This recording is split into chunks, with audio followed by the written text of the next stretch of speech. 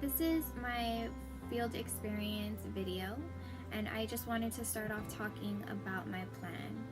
So for my topic, I chose what Native Hawaiian mothers are feeding their babies as their first solid foods. And so to even start looking at this topic, I needed to look at previous literature or previous research that has been done in this topic before.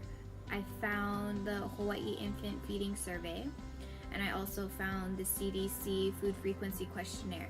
I adapted from those two surveys, and I picked and chose which questions I wanted to pull from there to create my own food frequency questionnaire. I really wanted to assess what mothers were feeding their babies, the frequency, and lastly the influence around those choices. So I needed to pick questions with that in mind.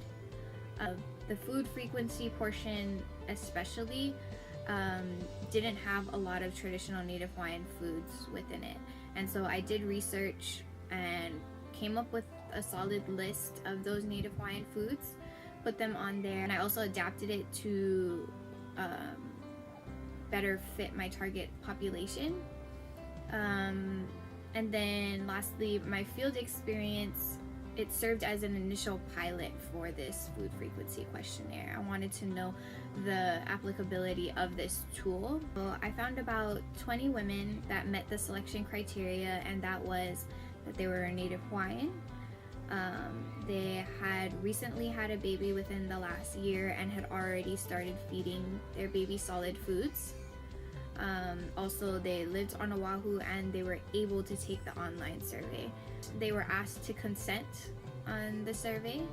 They provided information on demographics, their baby's food frequency intake, and also they shared a little bit about what influenced them. After the survey was completed, they were later given a $20 gift card to Amazon. And so when we're looking at evaluating this data, I looked at means, averages, I looked at the proportion of the participants' response. The first solid foods most commonly consumed were then determined based off of that and identified. And so just a little bit about what I found in my results portion was that the very first solid foods that was introduced at 1 to 2 months old was taro and pa'i'ai. The next one following that at 3 to 4 months was poi. And later following that at 5 to 6 months, it was baby cereal, as well as haupia, and then there's also chicken. I focused on the dietary assessment skill, particularly the food frequency questionnaire style of question. And so to implement that, I identified tools such as the Hawaii Infant Feeding Survey and the CDC Food Frequency Questionnaire. I adapted those tools and also included my own research on traditional Native Hawaiian foods, and I put that all together to create a survey. I pre-tested that survey or piloted that survey, and then I also identified participants and a target population, and then also disseminated the survey at the end.